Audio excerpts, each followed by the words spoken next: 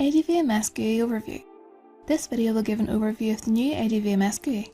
There are two main options, monitoring and configuration. From the monitoring page you can search for devices, utilise the scrubber bar and view layouts.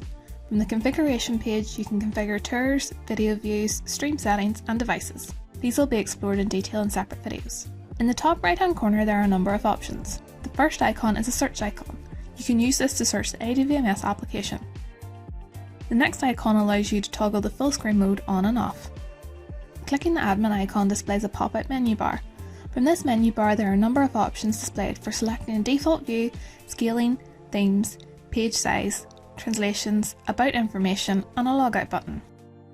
Users can set the default view in the monitoring page by selecting the default drop-down. The default option will display the first 4 cameras on the camera list. If there are other saved views, these can be selected. Users can select a scale of 100%, 75%, 60% or 125%. 100% is the default option. 4 themes can be selected: light, charcoal, slate and dark. Dark is the default option. Page size can also be edited to show 20, 50, 100 or 200 list items. 20 is the default option. Users can also select from 21 different language translations. To view the AD VMS version information, click the About icon. Users can also click the Logout button. Select the Show Hidden Icons option. Right-click the AD VMS icon to display additional options. Select the About AD VMS option.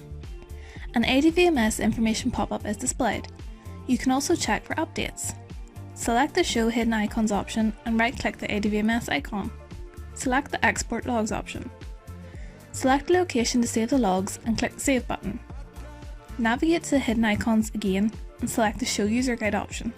The AD VMS support portal page will be displayed.